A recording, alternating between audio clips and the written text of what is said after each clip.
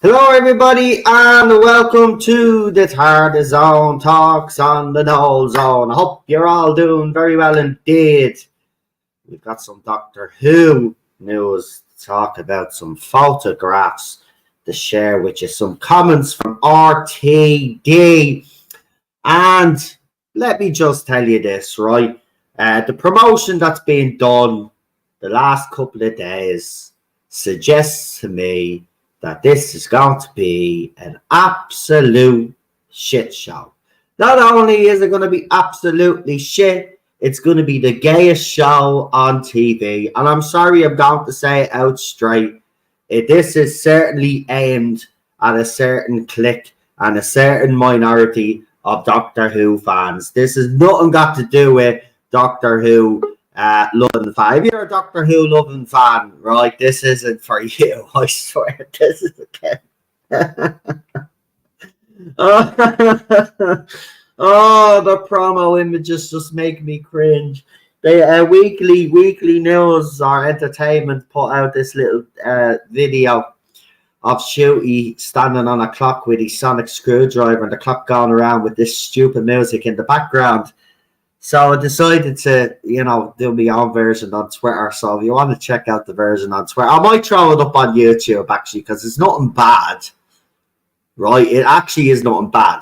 But I just made it gayer because this is Dr. Gay. This is Doctor Who. We've got to be out straight about it. This is nothing to do with Doctor Who. And he has also, by the way, confirmed that the timeless children nonsense will be incorporated. We have some comments as well. PD is saying, give us a second. He's just grabbing a drink. Well, I have my coffee here, but I might need to throw hot water in it. So hold on.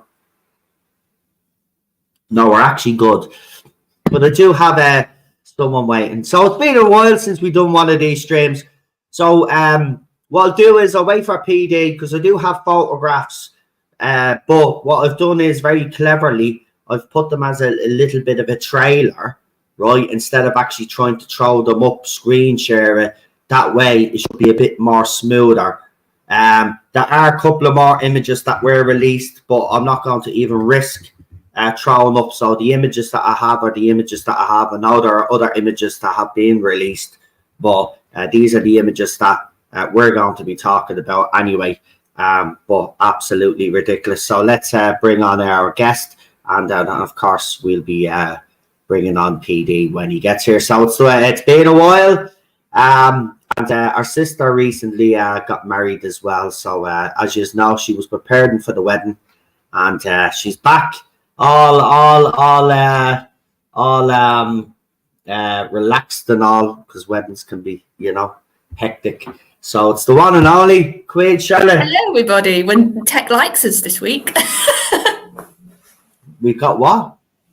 Tech likes us this week. Oh, yeah, it does. Everything is running smoothly so far, but let's not jinx it right now. But let's see who's in the chat, because we'll delay a bit of time and wait for PD. We'll go for the next hour or so. I've got plans tonight, so I'm actually literally out tonight, believe it or not. I know, yeah, me leaving the apartment at night time never happens, but I'll be leaving later on, so I'll keep an eye on the time anyway. But we'll go for an hour. I wouldn't say we'd need an hour to talk about what I'm going to throw up. YouTube dislikes me apparently. Yeah, well, YouTube is playing its usual tricks with the channel, folks. Any stream I'm putting up, they're limiting. So do me a favor, don't forget to like the stream anyway. And share as much as possible if you can. As I said, it all helps. You know what I mean? But we've got Chris Persia in the chat. We got Michael in the chat. Bobby D is also in the chat. And YW2324 is in the chat as well. We've got Cinnamon. Cinnamon is there as well, yeah. Who else have we got? Sorry, as you know, this Chromebook. Do you want me to take over a bit because it'll be a bit quicker? Garbage, hello, Garbage. Real Super Doctor, who's I think covering. that's everybody. I think that is everybody. Yeah. Hello, Nicholas has just popped in, and Timescales, hello. Oh, there we go. Right in time anyway. So they have released new images. They've released new art. Now, BBC have claimed, I'm not going to put up the AI art because BBC are very fishy with that stuff. So I'm not putting up the AI generated art, but it's absolutely awful. It's shooty and a bunch of Tardises and a couple of planets, but it looks absolutely awful, right? But PD is here now, so once we introduce him, then I'll get the video. I'll put the video on the screen, and you can look at the photographs that we've got, and then we're going to discuss them. And then I'm going to discuss some of RTD's comments because he was asked why he returned, and it's very interesting his answer because it shows me that the man has a massive ego, right? And we'll see in the chat if you agree with me or you disagree. But this is a man on it. I can safely say by reading what he's had to say, this man is on an ego trip, and this is bad news for Doctor Who. But without further ado, let's bring in PD Rich. Anyway, here he is. He's been busy as well. I've been busy. Charlotte's been busy. So it's been a while since we've all been together. So I'm going to really enjoy this one. But welcome, man. Nice to see you. Hey, buddy. I take a few weeks off and I come back to this. Jesus Christ, what is going on, my friend? I know.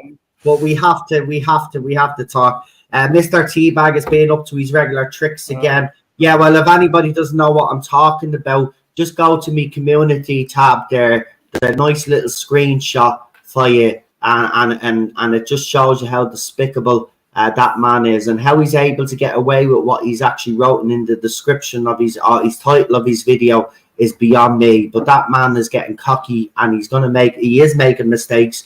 But go and look at the screenshot if you just want to look. And by the way, there's also a little Teddy short for you as well, a true Teddy short.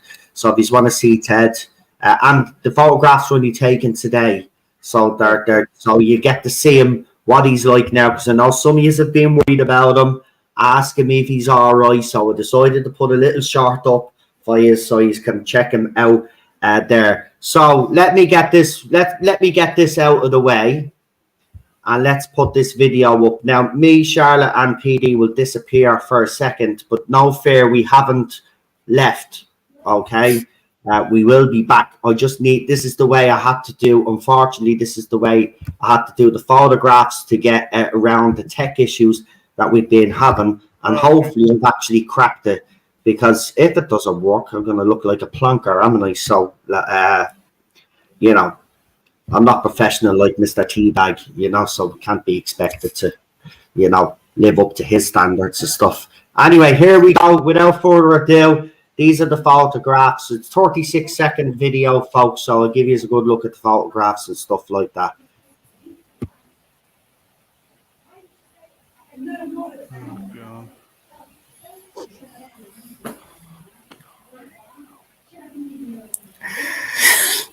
I don't know what he's wearing there. He looks like a hillbilly.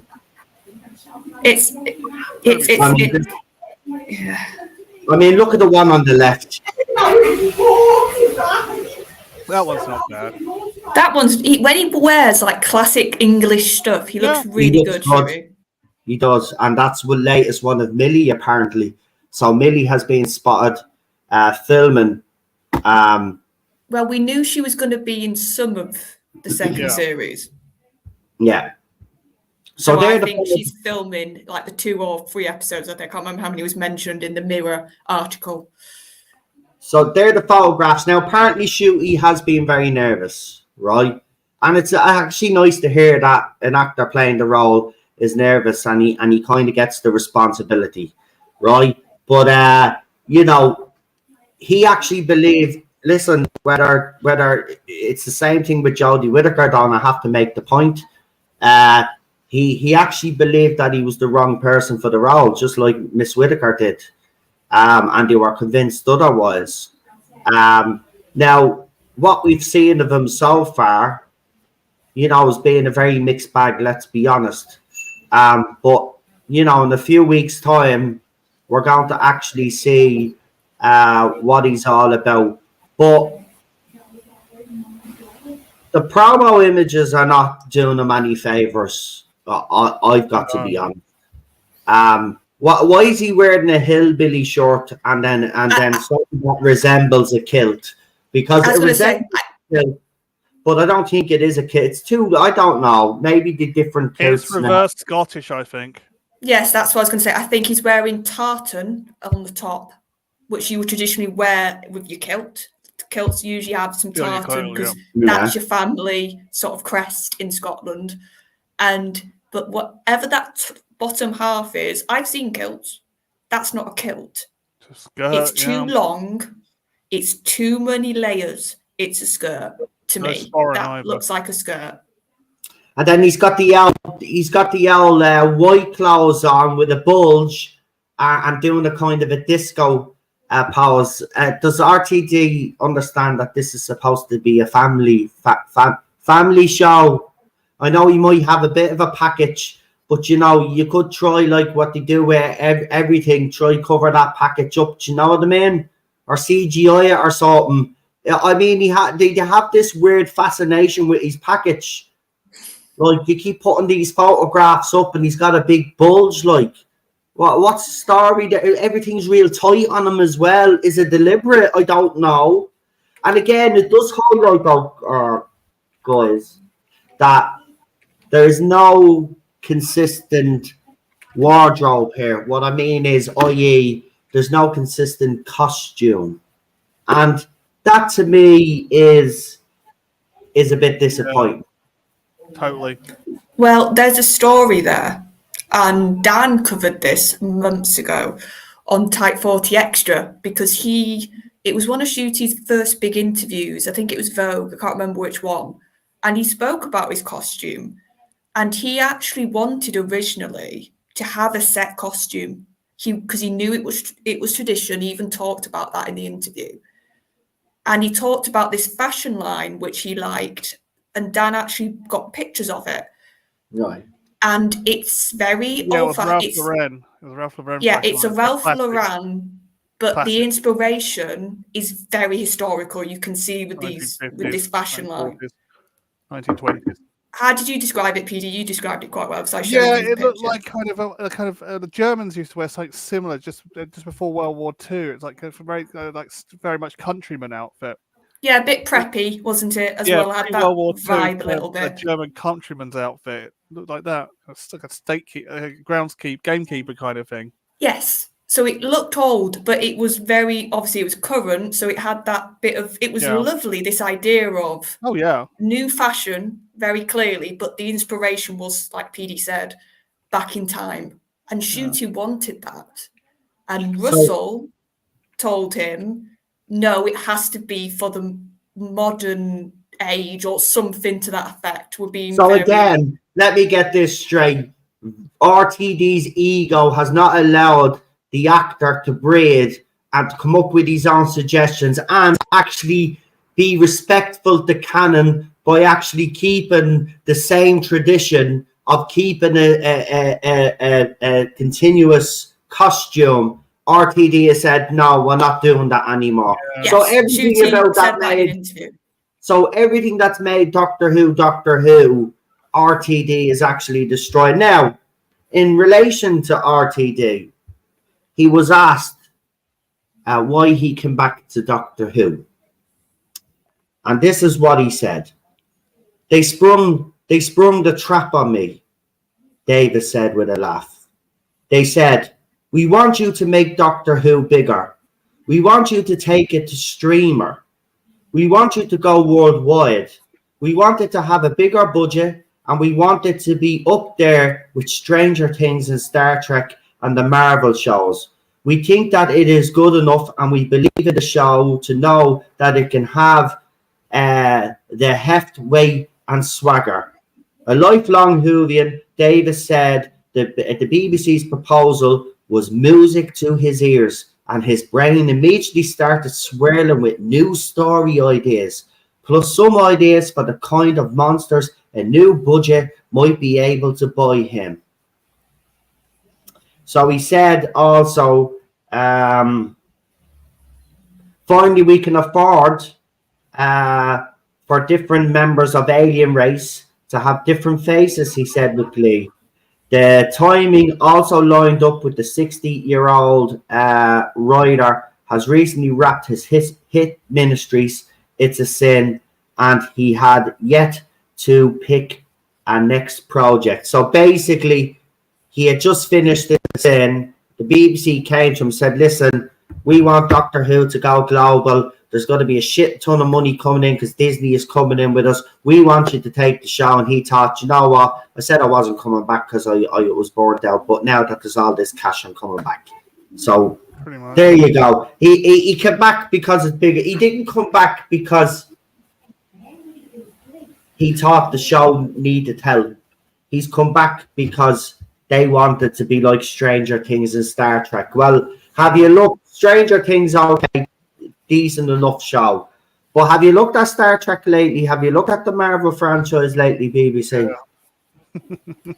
Yeah. But it's clear that in their heads they've got Marvel when it was at its peak and Star Trek as like a legacy big brand. Those are the two things they're clearly thinking about. But yeah, nowadays they are shadows of their former selves. Yeah. But his ego is off the chain. Oh yeah, it's the money. Chasing the money. That's what he's doing. I just look for what I've seen so far. It's not looking promising. And they just I don't know what it is, but there's something just put me off, and I just can't put my finger on it. But even that little Entertainment Weekly where that comment comes from, they done a little video, and he's doing this wink and he winks and then he rubs his shoulder as if to say, you know what I mean? This is that arrogant swagger that he has, and well, it's interesting because I watched that Entertainment when he went through the Doctors, which I thought, as an idea, that was actually really nice to see Ncuti talk about perfections, which shows he's got some sort of link to this show. He's not got nothing like when he's talking about Pertwee. It's clear today he adores Pertwee, so that's nice to see. He's actually got doctors he enjoys, he really likes, and it was good to see him sort of.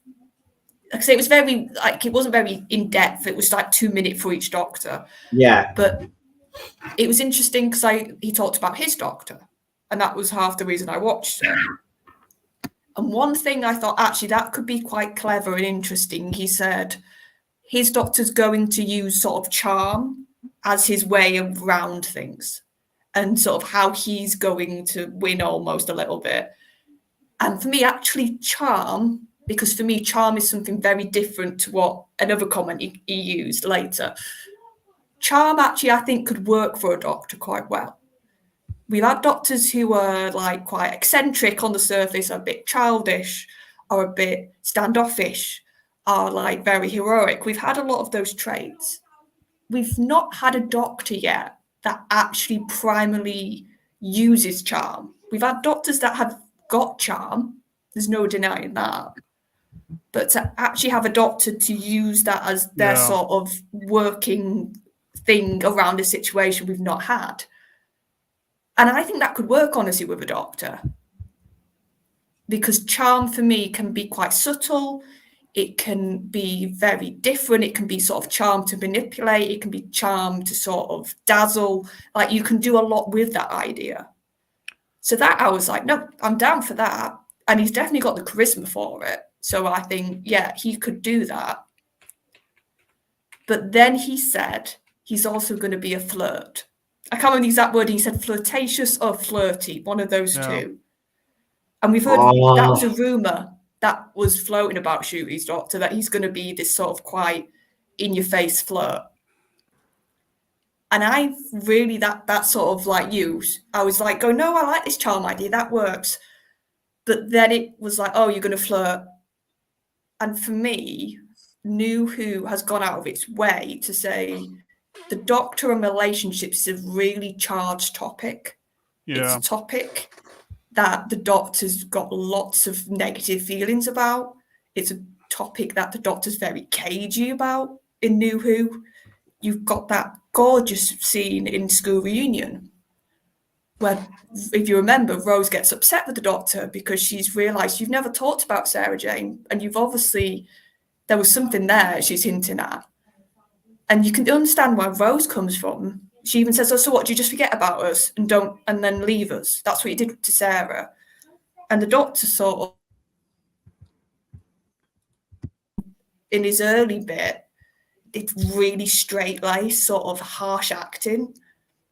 And he just turned around and he said, "What am I meant to do? You wither and you die." Imagine watching that for somebody you love. And I kind of think that's such a perfect explanation to me of why the doctor doesn't romantically get involved.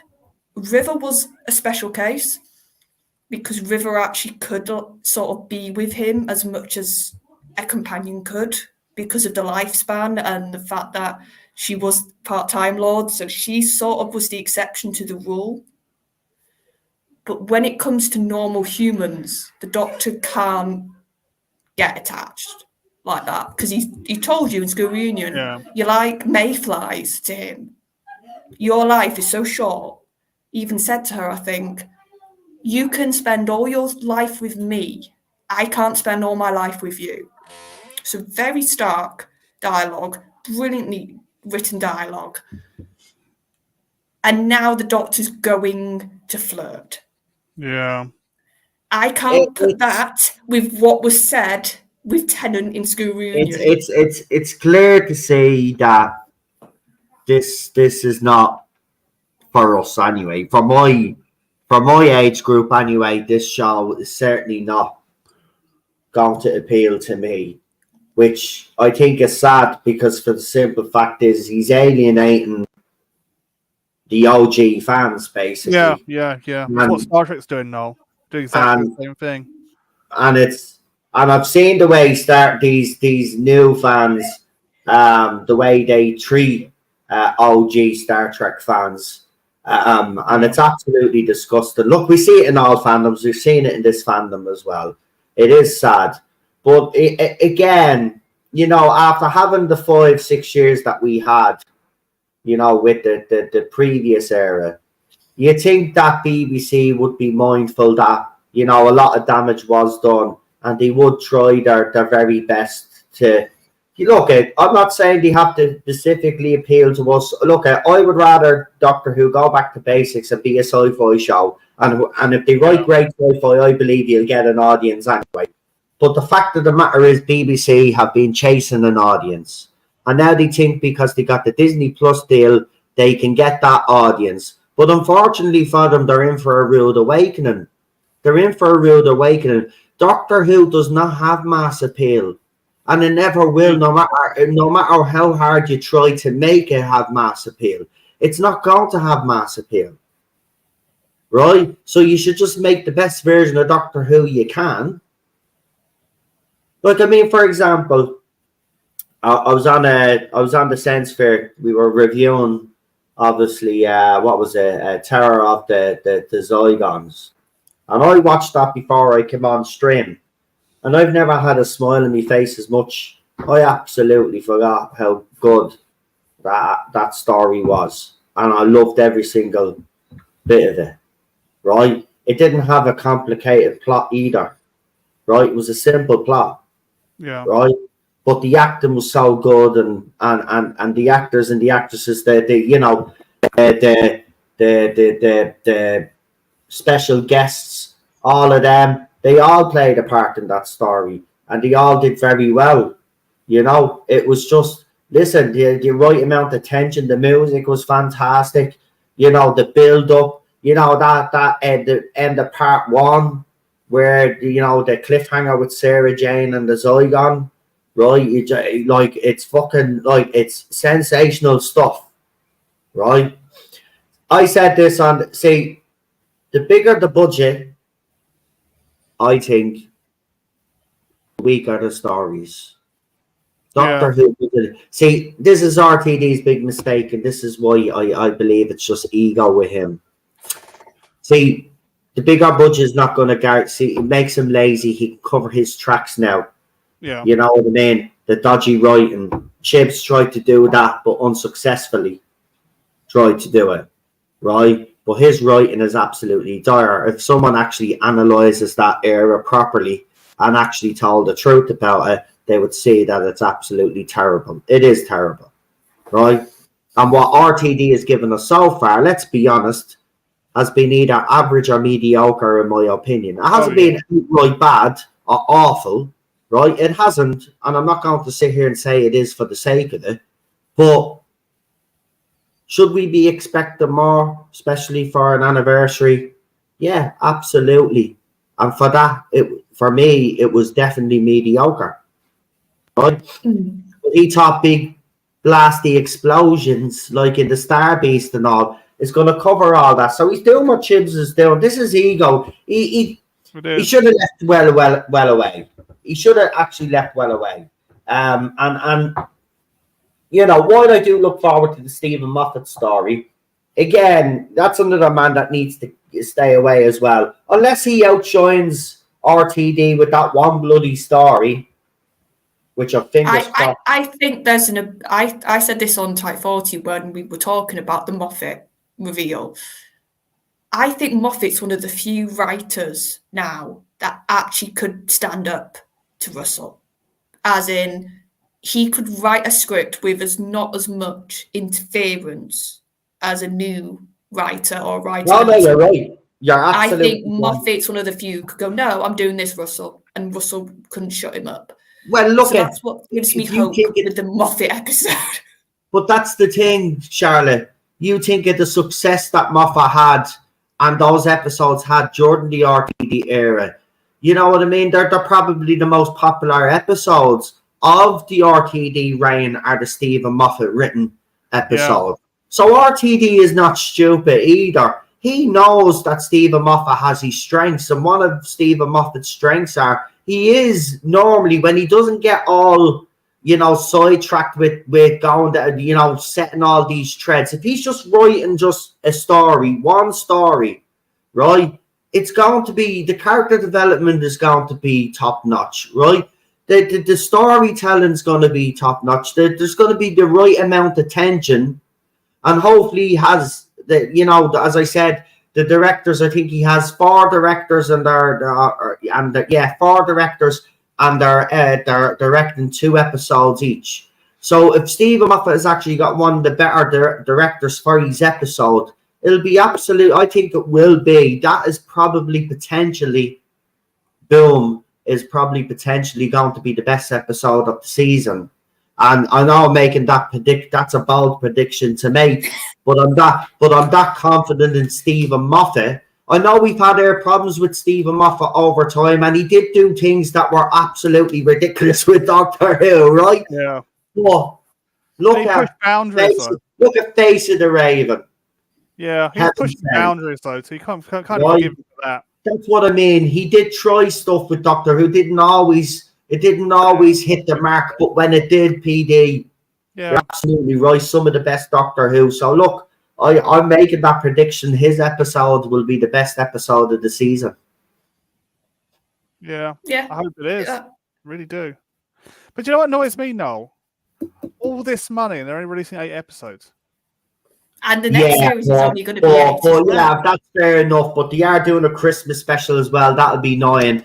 And then they're already filming season 2. So I mean, look, you know, maybe the 8 episodes is due to the you know, they probably figured out with TV scheduling it works better with the 8 nowadays. Remember, another part, because we kind of let it slip under the radar. So it's actually confirmed now what a lot of us, like you been saying, Charlotte, like Dan's been saying on his channel, and many others like myself have been saying, that we had our suspicions that Doctor Who was going to go onto the streaming thing, and that's where the future was. Well, he's actually said that. I'll just remind you what he said.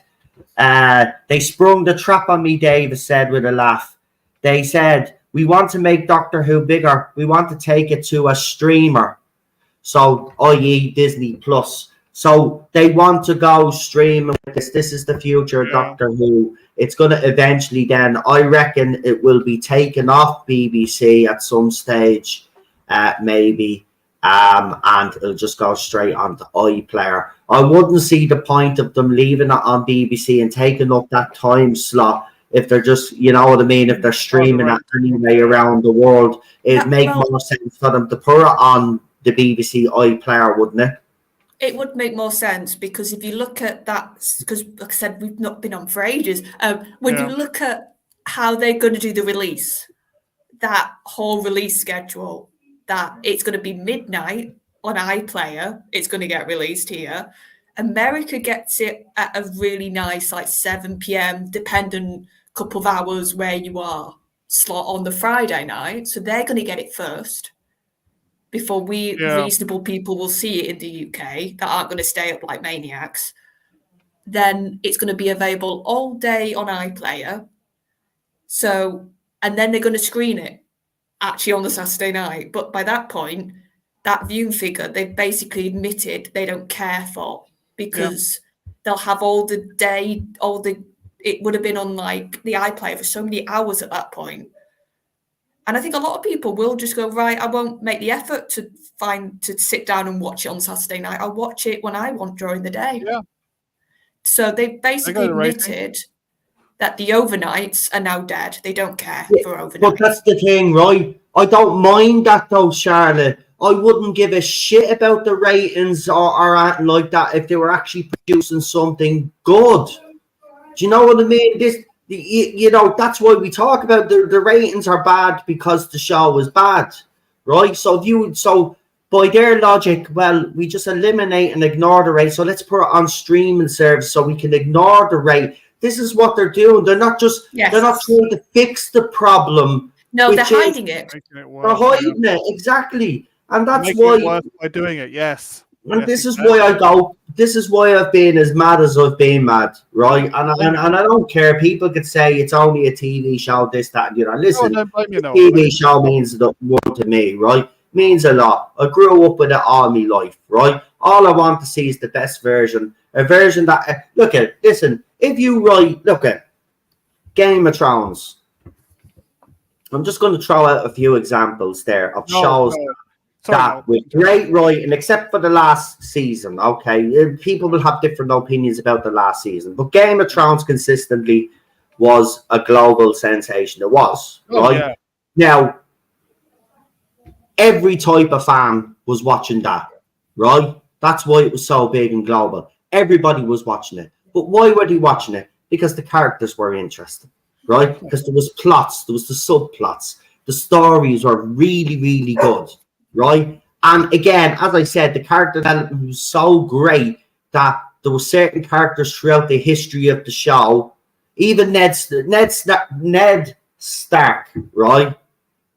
Okay, out of all the deaths that the show has done in its history, his death always has the most impact on fans, and still does to this day, right? And by God, we all loved Ned Stark. Oh my God, I cried. I'm not messing. See that show, I was like everybody. I was captured in by that show. Another show, I'll go back even further. Lost. Right? Lost was a sci-fi, whatever you want to bleed and call it. You know, whatever. It descended into madness near the end anyway. But for a few seasons, that show captured everybody's imagination. Everybody was talking about it. It was the mid time of social media. Everybody was on forums talking about Lost. It was Prison Break then came out as well. That was another show that everybody watched, right? And why did everybody watch those shows? For the same reason that I've been saying that Doctor Who was being lacking. It had great writing, great character development, and interesting stories each bloody episode. Yeah. Right? Doctor Who has failed across the board on all of them for the last few years. And I'm not just talking about Chibnall, even under Stephen Moffat, he did some stuff. Stephen Moffat doesn't get away with a clean slate, by the way. All we're just saying is, out of the 3 showrunners, maybe you analyse it over time, he is the best, and then you'd probably put RTD second, and then you definitely still put Chibs last, the new who when it comes to showrunners. But, you know, it just baffles me, because if they write a great show, right, you will get an audience. You will get an audience. Stop all of this virtual signaling and trying to chase an audience that's not there. Lost in Space is another example of and then I'll shut the feck up, right? But Lost in Space was another one, right? They rebooted Lost in Space or remade or whatever you want, right? And I was skeptical going into that show. I really was, because I was sick of reboots and sick of remakes at that stage. And I was saying they'll never top the original, right? Even though the original descended in the later seasons, descended into a bit of a comedy, Dr. Smith screaming all the time and blah, blah, blah, right? But I absolutely loved it. He even gender swapped Dr. Smith. And I thought I was going to hate that. And it absolutely worked within the show. And the actress that was playing Dr. Smith is that actress that plays weird roles anyway. But a fucking suited her down to the ground, and it was brilliant. I was gutted when that show actually ended, because it was supposed to go on, but then obviously, you know, the thing came along and we were all locked down and stuff. You know what I'm talking about. You have to be careful on YouTube. You can't even mention it anymore, right? And then the show was basically cut short. But I was gutted. I was absolutely gutted when that show was cancelled. So they can do it. Battlestar Galactica is another one, by the way. Just throwing it out there. So it can be done. Oh yeah. Right? You write a good show, write a good story, great characters, you will get an audience. Don't go chasing an audience. Exactly. Yeah, what's your take, PD, of how the promotion now, it's very clear they're ramping it up? Yeah. What's your take on it all? My problem is they're doing exactly what they did with Star Trek Discovery. They're chasing a fantasy audience that doesn't exist, and they're not going to find one. They're just going to end up in more trouble. They're going to be like, there's a shout at the audience, oh, you're not diverse enough because you're not talking. They go, why is our audience not turning up to watch the show? You know, like they but you ask about the promotion. Great question, by the way. Yeah. But when I see the promotion, it just feels like it's tinged with it's like Glee and Buffy kind of vibes and stuff. It doesn't feel like Charlotte that they're selling a sci-fi show to us. Exactly. This is my the problem is with Discovery. Sorry, PD. Oh, that's right. The problem with the Star Trek Discovery did the same thing. I kind of see it as chick Trek now, I'm afraid to say. It's just nothing. There's nothing a sci-fi fan would want to watch in it, if you know what I mean. It's just it's like they've defanged it, haven't they? Yeah, almost? Exactly. It just feels like a Gen Z chick Trek, as I call it. Apart from Picard season 3 and probably from Prodigy, they're the only ones I'd actually watch. Actually, I haven't watched Picard season 2. I just skipped to the last bleeding season. I said 3. Is season 2 actually worth watching?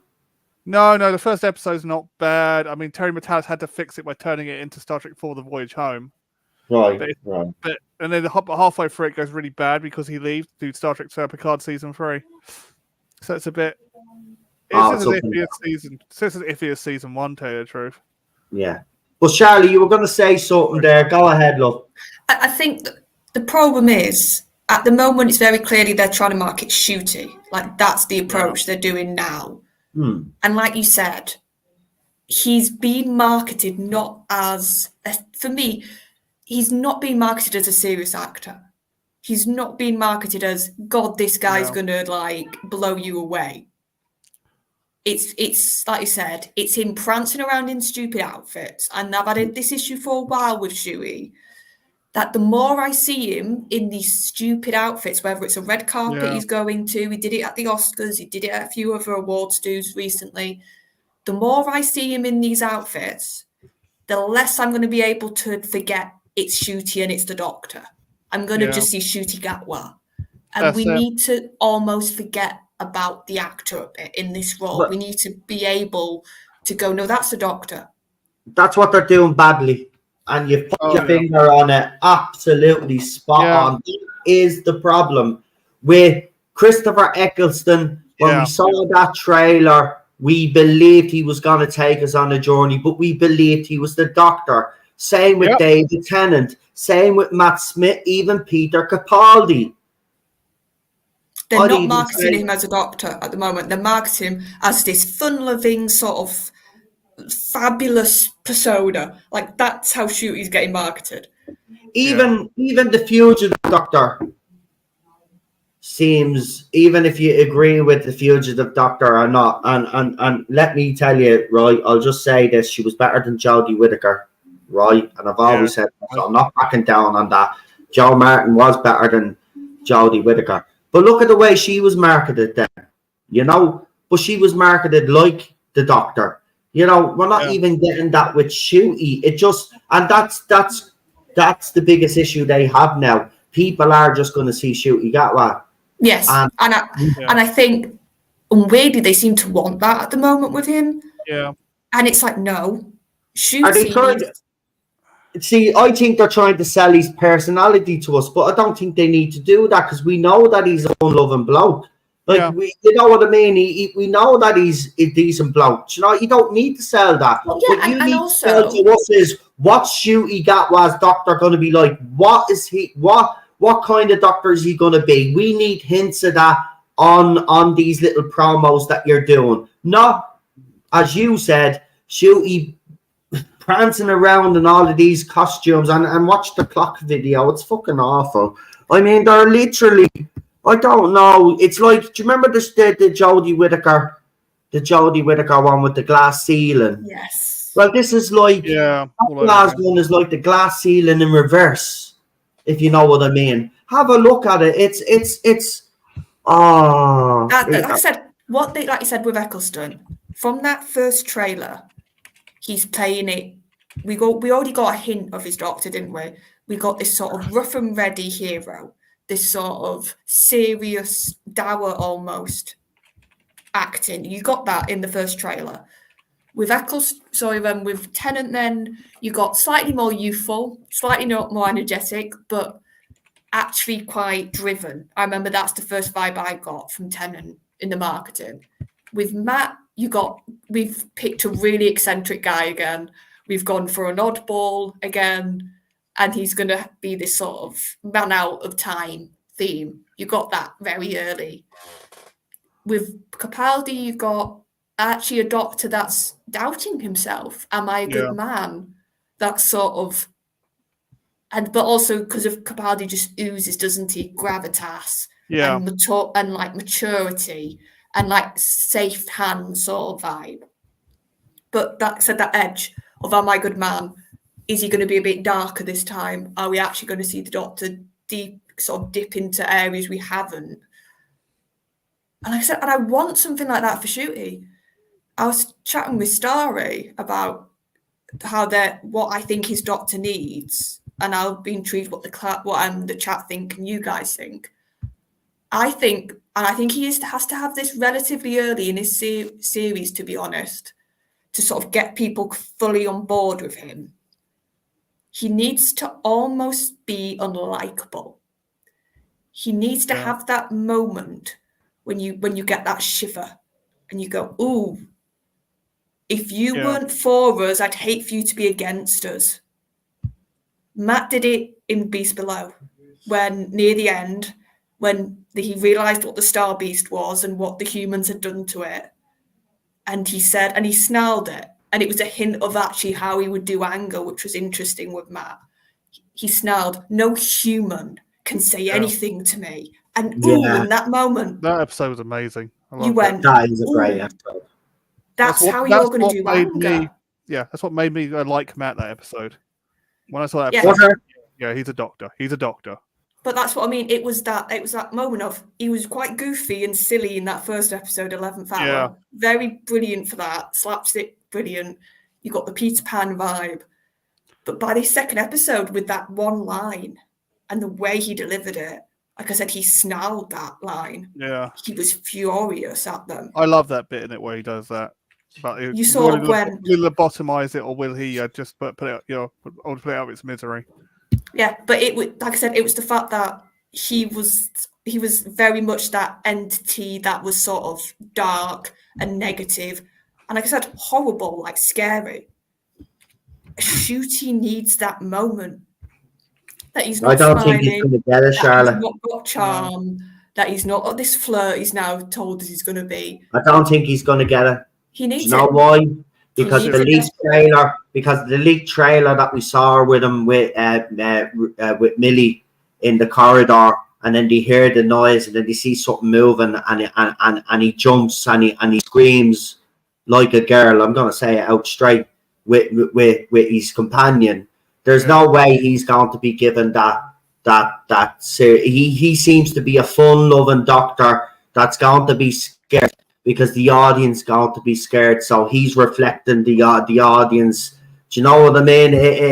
I would love to be wrong on this. I hope he gets that moment, because Charlotte, that will be the moment that will define his doctor, in my opinion. If he pulls it off, I think in the will. second trailer, and a few people have referenced it, and Cinnamon's just talked about it, and Riffin Time. Hello, Riffin Time. I think that's a new name. And I think this is what they were trying with this clip in the second trailer. And I think you'll need to see it in the full context to see if it works, to be honest. It's when he talks about, I will shatter this silly little battlefield into dust. That dialogue is and that's the kind of dialogue he needs. Yeah. Because that's confrontational, that's a bit nasty. Like I said, it's the doctor being, I'm an alien, and that means I can wreck your world, sort of. My idea of morals and rules now and again can almost go out the window with the doctor, and we love those moments.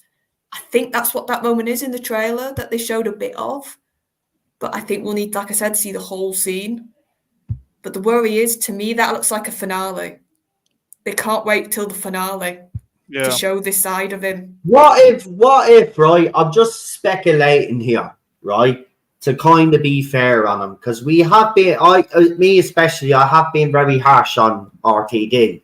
You notice I haven't said Shooty, because, as I said, I'm willing to give this guy a chance, because I do believe if he's given the right material, he may deliver. Now, it's still, the jury's still out on that, I've got to be honest with you, but I'm actually willing to give this guy a go, right? The difference with Jodie Whittaker is she opened her mouth, right? Oh, yeah. And things that pissed me off. So I was never going to give her a chance, but I did. Well, when I say I didn't give her a chance, I still watched all of her seasons. So I mean, that's not giving anybody a chance. I don't know. But what was I going to say? What was it? I've lost it completely. Oh, Cinnamon said he thinks that's the third episode. That would be a brilliant time to show it. Yeah. I really think in his first 3 episodes, we need to have, like I said, Matt had Beast Below, Tennant had, and then obviously the full, I know this is the second series, but I'll always remember him in The Family of Blood when he was punishing them. The look on his face, you were like, yeah, that's pure, like, malevolent, like. Well, now I know what I was going to say. Now I know what I was going to say. Maybe this RTD is probably showing this doctor as fun-loving for the 4th season, but then there's going to be an event in this season that's going to harden him up for the 2nd season, and he's going to be a completely different animal in the 2nd season. He can't afford a series and then completely change character. Yeah, but maybe what's going to happen is we've already seen him in the Church and Ruby Road, where he was absolutely over the top, fun-loving, blah, blah, blah. Maybe as these episodes go on, we're going to see a change in Shooty's demeanor, and then it'll all unfold. Then the last 2 specials, because remember, it's a 2-parter, folks. So it'll all come down to whatever happens in those last 2 episodes. There was a moment actually in the trailer I loved, and it does link to this idea we're talking about. And it was a gorgeous shot, and you only saw like a second of it. So I'm actually looking forward to the whole scene, if I'm being honest. It's when he's got the TARDIS with the door. The TARDIS has the doors open, and he's screaming, and it looks like he's utterly screaming Shooty into the void of space. So I saw that, and I was like, "Ooh, that's anger." That's a doctor that's, like you said, something's happened. He's lost something, or something's been taken, or somebody's been hurt that he cares for. Because I would rather have that than Shooty crying, because we've seen him crying. So I want now, okay, we've seen you get emotional, Shooty. Now and again, I Now actually we think need that's to good see for the you. anger of the Time Lord. Now we need to see the oncoming storm. That's it. And that scene of him screaming into space, I was like, oh, that's actually got me interested.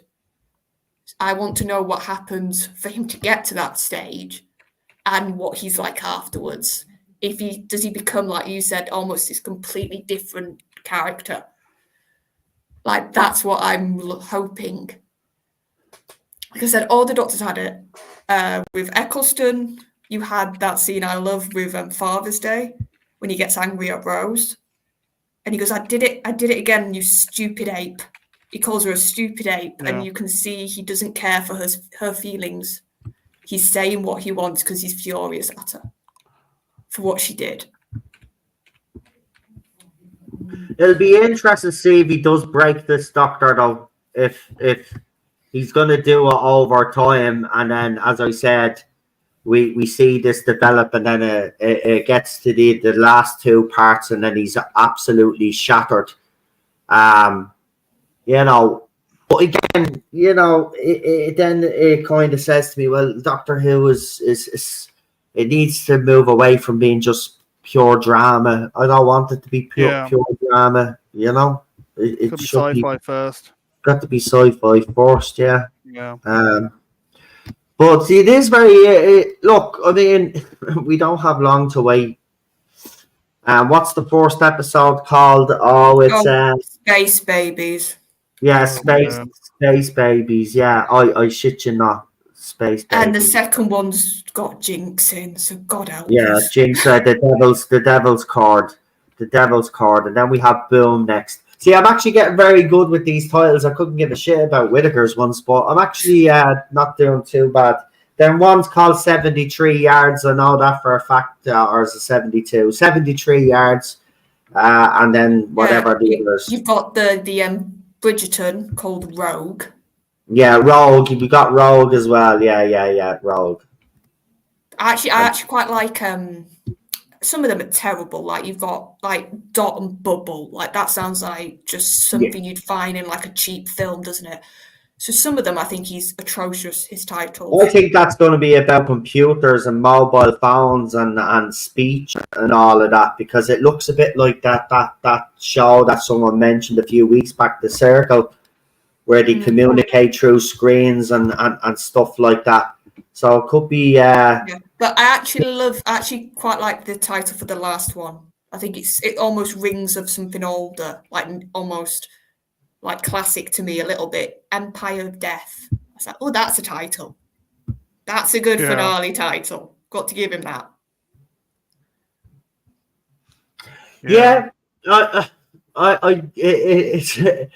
It's certainly going to be an interesting first weekend when that drops, and the reaction from fans, and then we'll get our first indicator how good or bad it is. And I have seen some comments, I have to admit, and it kind of breaks my heart, because when I see these people make the comments, and then I just go in and just take a little look at their profile and see what they're all about, I can tell what's happening here. But there are people posting, I might watch Doctor Who now, it actually looks interesting. And then you go into the profile, and it's, you know, the usual pronouns, the usual flags. You know, they love Star Wars and Super A and all of that other nonsense. You know, the usual. So that's the type of fan, or, well, I use that term loosely when it comes to those people. But that's the type of audience that RTD is chasing. And, you know, Hollywood's new plan, by the way, folks, to solve their financial problems, folks, right? They've decided that remakes are the way to go. So I think it's being confirmed, but the Never-Ending Story is getting remade. No. J.J. Abrams is doing a movie based on Back to the Future. So because he can't actually do a movie on Back to the Future, he's actually he's making a movie about how Back to the Future came about and all of that. There are other remakes and sequels coming. Beverly Hills Cop is getting a sequel. There's a few other. Apparently as well, he's doing another one. There's another Eddie Murphy movie that apparently he might be doing a sequel on. Happy Gilmore 2 is happening as well. Like you said, they've realised they can't do the virtue signals anymore, or they have to hide them a lot more, adapt. Like they have to just make it not sort of hide that they're doing it until you watch the movie. That seems to be that's the messaging that's gone there. But yeah, so instead of thinking of new creative things, they've just gone, what worked before? What can we milk? Yeah, but the thing about it is that we've already seen with modern sequels or remakes, they're absolutely awful. So this is not a good idea. Listen up, you bozos, right? Okay, if you stopped with all your illegal activities over there, you know what I'm talking about. Wink, wink, Hollywood. Yeah, and he has actually hired people that had talent rather than giving virtual signal activists jobs. Then he was actually get somewhere, you know. But you are too busy doing other stuff, aren't you? And going up doing these stupid speeches when you win awards. I want to thank God. But by the way, I want to announce that my son is blah blah blah blah blah identifies as a woman. Who gives a shit? Yeah, pretty much. Right, but that's why we're in the state. That's why we're in the situation that we're in, because it's not about talent anymore, folks. Unfortunately, and you know what? The thing about that baffles me about this whole situation is how Hollywood has been able to keep this charade up for as long as they have. How they haven't financially bankrupt themselves is unbelievable. Now, I know they're in financial trouble. I'm not naive to think that they're not in financial trouble. Of course they are, right? We've known for years that Disney especially is very vulnerable right now. But they'll get out of it. That's the thing. They will get out of it. They always find a way, right? They've lost billions, trillions now at this stage because they've made shit after shit after shit after shit. And yet they've managed to keep going as an industry. The industry hasn't collapsed like we thought it would. They've managed to survive. Yeah, it's Hollywood. How they managed it, but just to explain to people how they've actually managed it is the reason why there's so much virtual signal in your programming is they've actually turned to those groups. And if you don't believe for 1 second that these lobby groups are not funding and giving money towards these companies to have representation in them, well, then you're naive or you're either an ostrich with your head buried in the sand. But that's exactly what's happened. So they're able to get money from other places.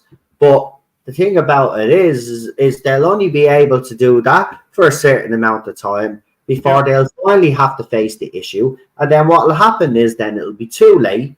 Hollywood will completely bankrupt. And good for it, to be quite honest with you, because you know, let's be honest, Hollywood has been the root of all evil on this planet, and you know what I'm talking about. You know, we've seen it all. We know what they're up to, right? So it wouldn't be a bad idea if Hollywood was gone. But look, shows like Air Show, right? Alex Kurtzman said it about Star Trek, right? He said Star Trek was there to be used as a platform to push these things. He said it came out of his actual mouth. There's an interview. It actually came out of his mouth. It was like a Comic-Con panel or something. Yeah, it was at the Comic-Con, and he said it came out of his mouth in front of everybody. Right? Oh, have you heard the latest one from him? Got it down. He's going on about crying about why the shows are being cancelled. They're not being renewed. He's saying it's something to do with streaming. It's got to do with streaming services. It's like, my God. No, it's not got to do with streaming services. Exactly. Alex, listen, Alex, right? You need to go back to doing Hawaii 5-0 because that's where your talents lie. You're good at those type of shows. I actually love that show, right? And you wrote that show with other writers. and you actually did a fine job of rebooting that show. That's your genre, right? Or that type of thing, right? Science fiction is not your genre, right?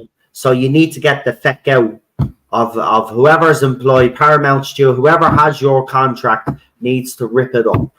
You need to go out the door, right? I'd give it to Terry and give him a go. I'm not saying Terry would be perfect, but, you know, give it to someone that at least has an idea, you know, and respects the old to a certain extent anyway. I mean, Picard Season 3 is amazing. I don't care what other streamers out there say, right? It wasn't just member berries, and I'll defend that season. It wasn't just member berries, right? There was a lot more going on. The characters that we loved, that we grew up with, were interacting once more, and it was brilliant. It was every episode, you just built the tension up. All right, the one thing I will say that I had an issue with, right? The pacing was a little bit slow. There's a lot of things that they could have done in certain episodes. They did it over 2 episodes, and in my opinion, they could have done it in 1, right? But they stretched it out because obviously, you know, the budget, because Alex Kurtzman has blown all the fucking budget on his shit. So Terry had little to work with, you know, so he had to make sacrifices somewhere. But the thing about it is, I'd rather give it to him because at least he tried something. And with Picard Season 3, it felt like Star Trek. Yeah. Right? And that's the thing. It felt like Star Trek. So far, what we've gotten off RTD, I have to be honest with you, even though he's thrown in the few member berries, it might look like Doctor Who, you know, but it doesn't feel like Doctor Who right now. Not at all, yeah. Right? For me, it feels like it's at war with itself. Oh, yeah. In one breath, he says something that talks, and this is both for Russell and Ncuti. They'll actually feel like they're talking out of a good knowledge base with the show or an idea that they're doing, which I think, no, that's a really, really good idea. I think, for example, having a historical with contemporary characters with the Beatles.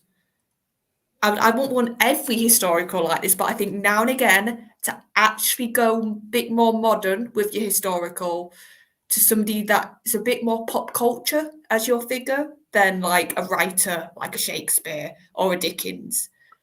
Because it's different, and like musicians. I think that there's so many musicians you could do because there's such interesting characters usually. Like I think that idea, I think Russell, brilliant. Go like I would love more historicals in that vein, just as that as your basis. But then and I think the costumes look brilliant in that. I think Ncuti and Millie look like they're having so much fun as a dynamic in that episode. Yeah. So I'm like, yes, I'm loving all that stuff. And then you see Jinx and you hear that we're having a Beatles episode with no Beatles songs because they couldn't pay the copyright.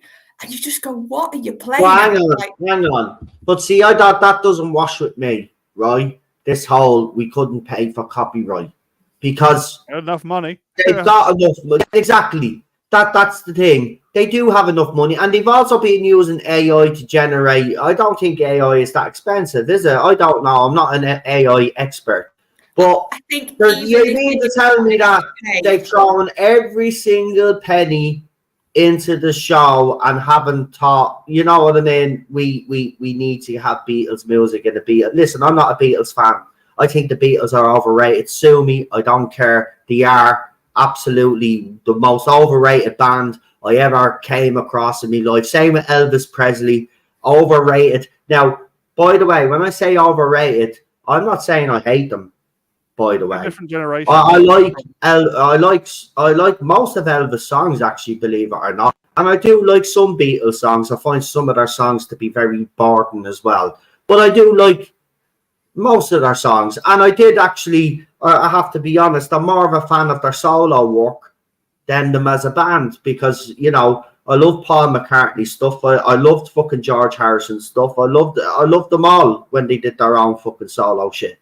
So, you know, I mean, John Lennon probably wrote one of the greatest songs, you know, that I've ever heard, and I'll back this up. You know, Imagine is a great fucking song until the celebrities ruined it. But Imagine is a great fucking song. I mean, it's iconic. You know what I mean? And John Lennon was a bit of a prick, and I didn't like him. I didn't like the Beatles, but I can appreciate good music. But you know, if you're gonna have a Beatles episode and you're gonna make a big deal about it, then you're gonna come out in an interview and say, "Well, we're not going to have Beatles music in a Beatles episode." Yeah, Then, it's like you said, even if you take away the money bit, just conceptually, why bother having them in the episode? it's like saying, right? It's like saying, "Can I have a cheeseburger with no cheese?"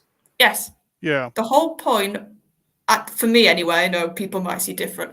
For me, historicals are about celebrating either the era it's set in. If you've not got a central historical character, it's all about the era, the feel of that time. You're sort of soaking all that back in. Or if you have got a figure, it's exploring that figure. It's showing that figure off. This is the whole point of the TARDIS, in a way, that it's a time travel machine. If you wanted to, in real life, you could use it and meet all your historical heroes and have tea with them. And you could have, that's the appeal.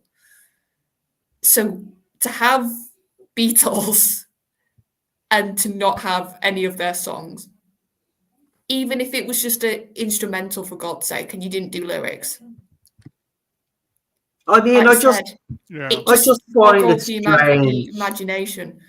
I just find it strange because as I said, you know, I wouldn't mind if you're doing a Doctor Who episode with the Beatles, then have a Beatles song in it. Even if I didn't like the song that you chose, you know, at least have one Beatles fucking song in it. Even 30 seconds of a fucking song. Yeah. Do you know what I mean? But to have nothing, I mean, look, we'll see. Look, maybe we're jumping the gun here. It'll probably be very clever the way it's done. And we'd probably be saying, do you know what, that actually works, right? But I want to answer Chris's comment here because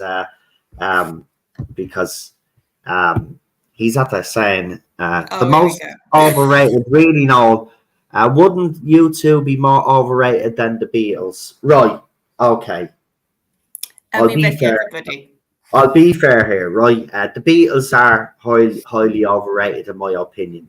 But I also do believe that Bono and U2 are highly overrated. Listen, they had some great albums when they first started, right? And they probably made 4 or 5 of the most iconic songs during the 80s. And then they wrote some... Actually, I did like the 90s, that pop kind of second era, whatever they called it.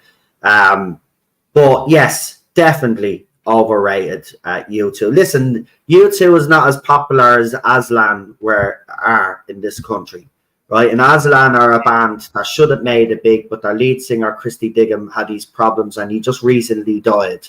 But Irish people prefer Aslan over Bono anyway, and he's always been a bit of an underdog to us, Christy and his band. So Irish people always go for the underdog anyway.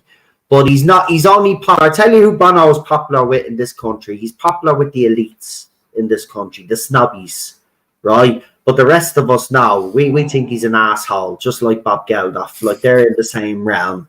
You know, you have Bob Geldof. Do you want fucking Bono as well? You can fucking have him.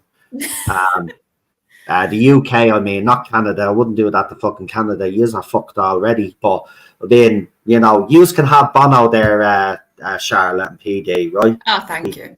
Yeah.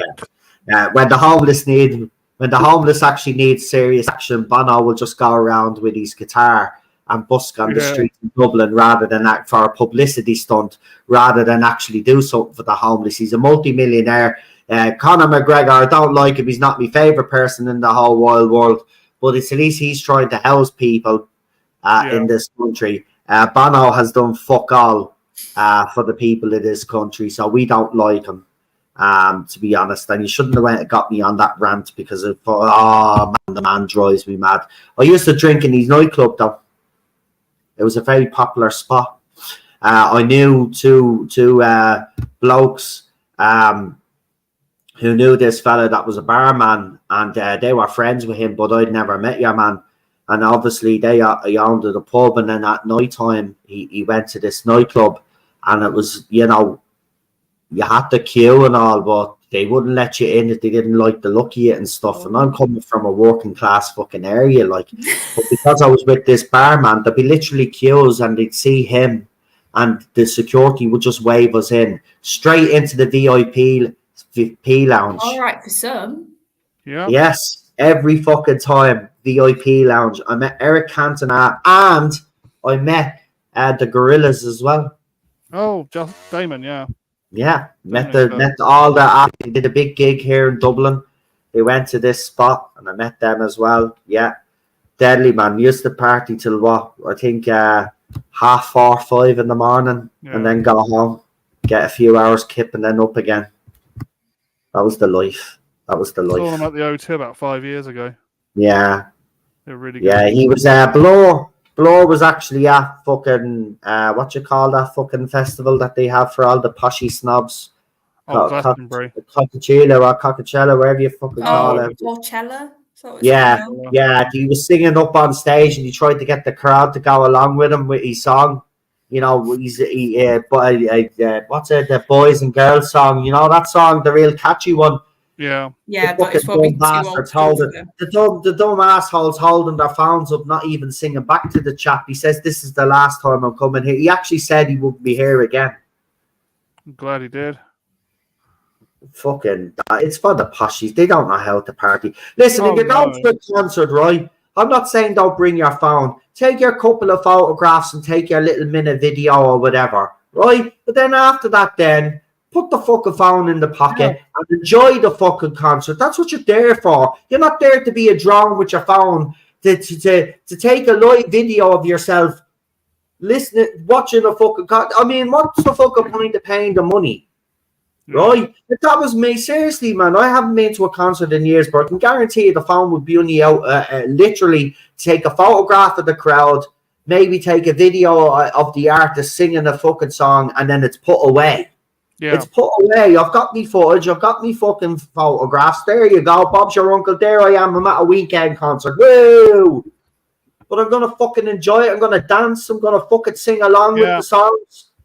Right, gonna try get up on stage. I'm only messing. I wouldn't do that. I wouldn't even make it up the fucking steps. I wouldn't be able to jump up nowadays. Even though I'm fitter now and I've lost all my weight and stuff, I still need to do a bit more and be a bit more active. You know, still not fully active, which I should be. But there you go. Let's see. We'll wrap up in a few minutes. I know we've kind of gone over what I said, but you know what? It's been a long time since we come up and stuff, and obviously, I suppose it would be rude not to ask. So, how did the wedding go, Charlotte? Did you have a good time? Did the sisters finally married now? How did it go? The actual day was lovely.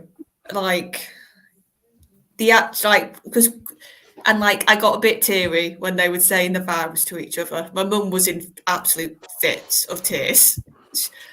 And even my sister, it was funny. Me, my sister and mum, we in varying degrees of crying throughout the vows.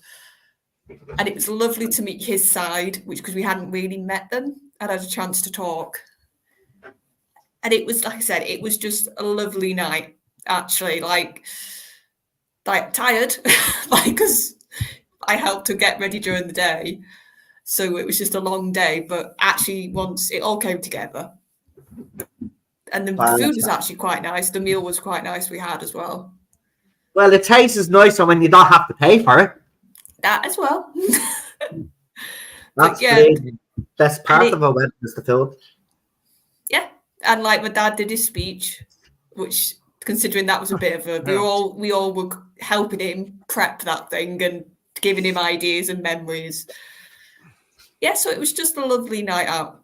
It was just, like I said, there's a few little things after the fact that you sort of have to sort out, but except from that, no, it was really good.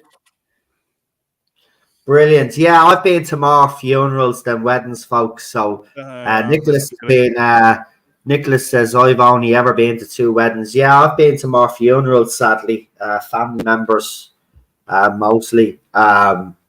It's yeah, funerals are a bit.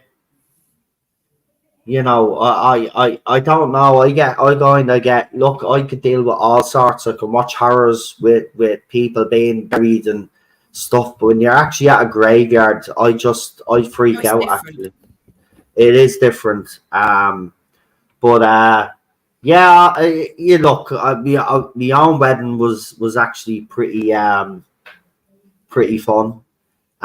We actually met her family on their wedding day as well. That's what we did with John's family. We'd never proper met them.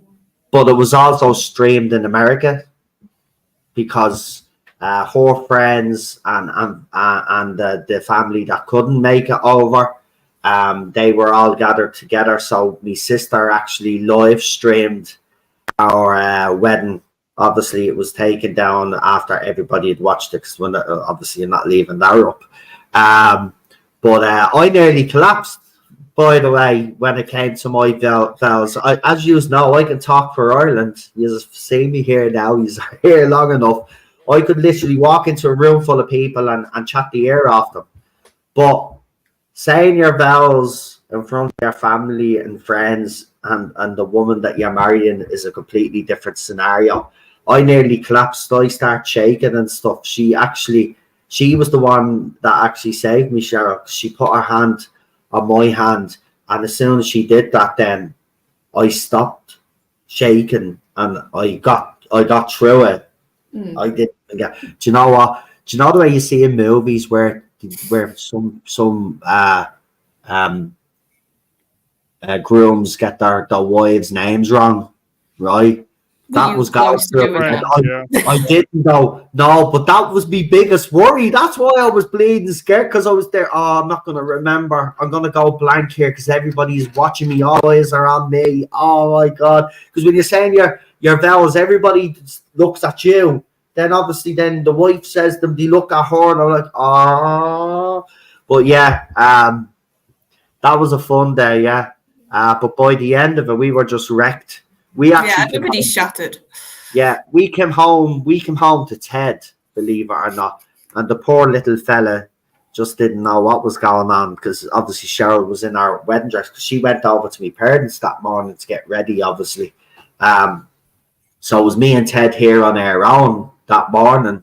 So I was there. I was all, I was fine until I got there, and then I didn't think she was going to turn up, because she was delayed, and I thought, she's done a legger, and I really did.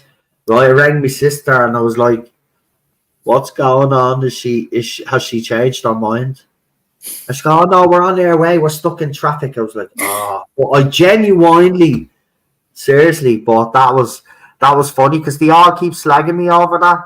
Do you remember the time when you thought Cheryl wasn't going to show up at your wedding? I was like, fuck off, Elias. That's not nothing to be laughing about. But there you go. But yeah, the weddings are great. They are actually great. Fun when you don't have to do that. But I obviously was on the other side. It can be stressful as well, because you're making sure as well, because the parents are meeting for the first time. So you don't want your parents to say anything that will probably, do you know what I mean? Because English, Irish, and American completely different, but they clicked straight away. Oh man, it was just couldn't have wished for a better outcome, to be quite honest. And then we all went for a meal. Of course, as I said, we didn't get married in the church because we couldn't afford all of that. But you know what I mean? The bottom line is, at the end of the day, I got to call Cheryl my wife. So that's what you wanted. That was the main aim. There you go. But anyway, is there anything, PD? Because we know you've been busy. So what have you been? Haven't I been busy? I've been running PD's been also hobnobbing, haven't you, PD? Oh, I've been running around with comedians, helping people launch tours and stuff. Did a lot of hard work. So Can you mention any of these comedians, or do you have to stay stum? No. I can mention them. I did follow stop. I did follow stop for Ian Stone and a lot of other comedians the other day. If you remember watching Buzzcocks and what's the one on the BBC they cancelled? Not like a panel show? Yeah, the panel show.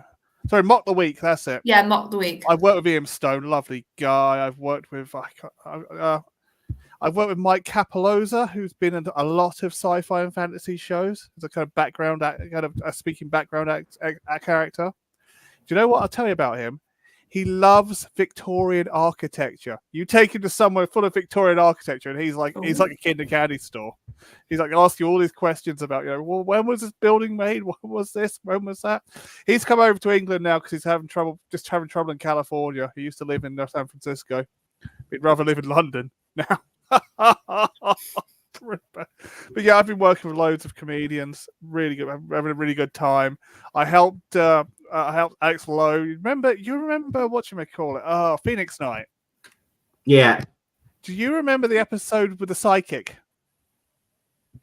Yeah, vaguely, but yeah, I remember watching. Remember he uses the N word. He uses the N word at the end, and everyone's just running out the club. Yeah, well, that's my good friend Alex Lowe. He's just started his new show as Clinton Baptiste, the character he played in Phoenix Night, and I was helping to launch it for him.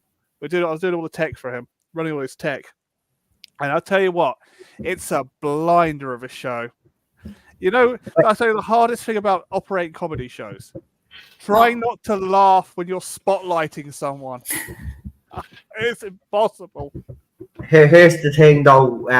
When PD keeps climbing the ladder, that corporate ladder, and he starts officially working for BBC, he'll unfortunately won't be able to come on here PD will never touch the BBC because I'm deemed a bigot. I don't mind freelancing for a company who's selling a show to the BBC, but I won't directly work for them. Cinnamon, don't finish that sentence. Yeah, maybe work for ITV because but BBC is a no. Anyway, someone told me the other day. It's a bit of information between us and the people. Apparently, they don't even have floor managers on BBC News anymore. Oh. They do everything by the producer in the gallery, and I'm like, of course they do. God, it's like you can't run anything properly anymore. It's like literally They've got no money.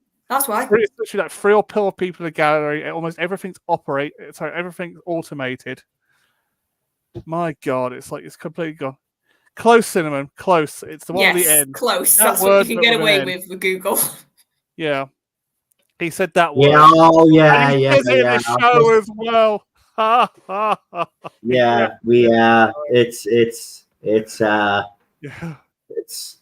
it's strange because years ago you would have been able to use these words and it wouldn't have been deemed hateful or anything like that. But now someone can actually use the word, the bad German, the N word for the bad Germans, but put an "at" instead of an "a," and apparently that's okay to get around YouTube's terms of service, which is absolutely ridiculous. But I was mentioned in the video of Mr. Teabag a few weeks back as well. Listen, the bottom line is that I think someone is finally doing something now because he's crossed the line. He's crossed the line for a long time now. So hopefully there's some legal proceedings because it's getting absolutely ridiculous.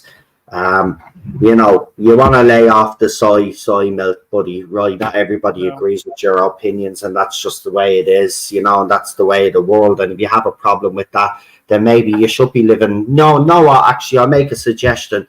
Maybe you should invent a time machine if you have the intelligence to actually invent a time machine. Maybe you should go back to the early 1930s and go over to Germany, because your hatred of a certain people is shown for the world to see. So maybe you should go over where it originated from and actually join them, because you're doing a pretty good fucking job right now. All right? Absolutely disgusting human being you are on every level.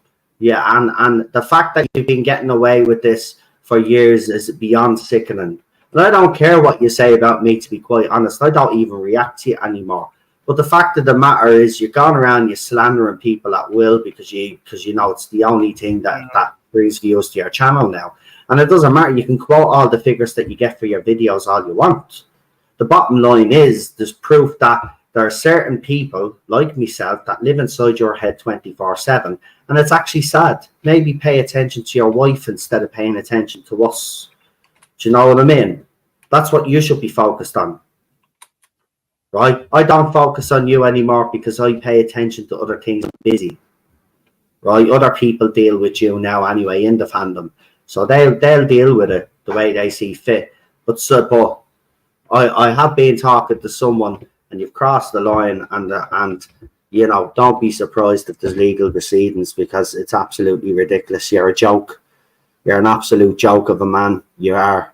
You really are. You're vile, and you've been responsible for a lot of the upset that's happened in this fandom.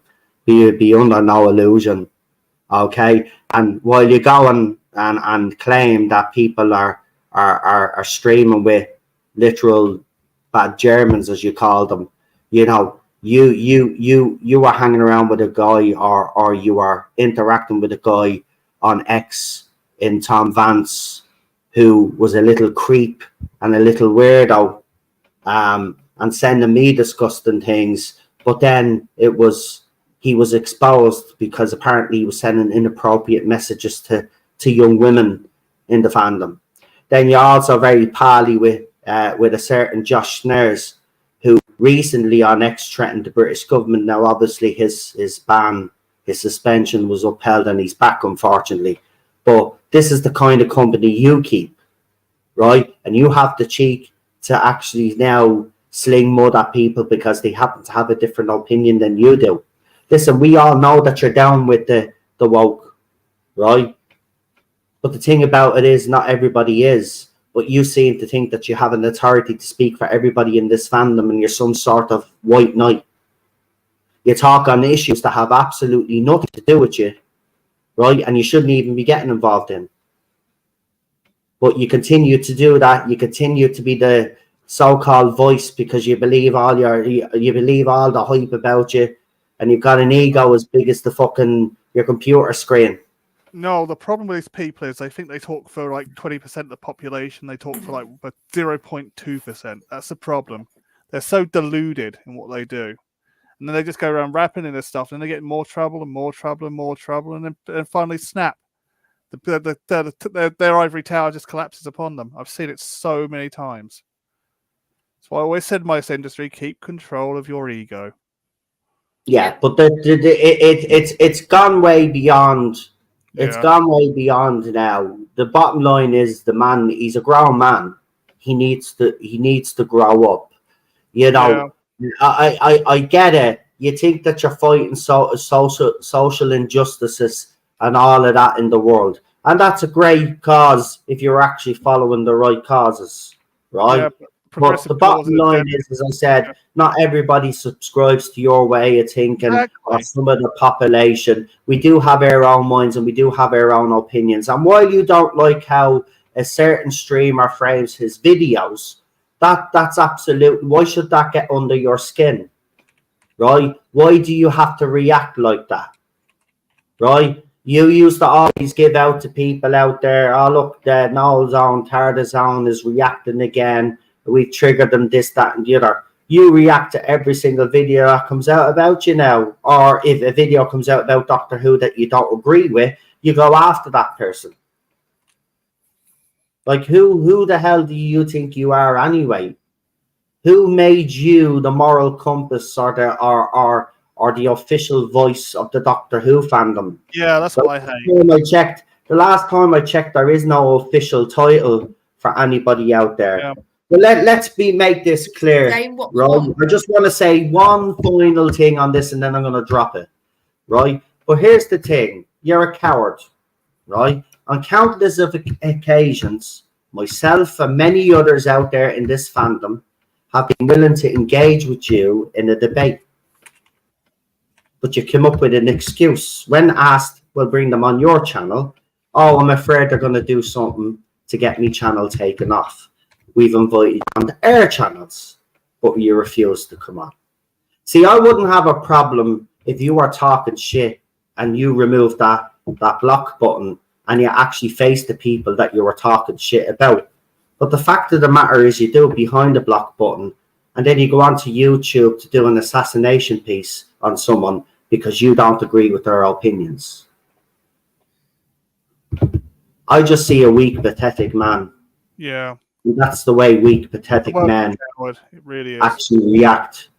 And you know what? Maybe you need to get something called a sense of humor as well, as someone has actually said in the chat there that the video was funny and great as well. Yeah, there was humor in it as well. Maybe you need to get a sense of humor. Or maybe you need to take the stick out of your ass.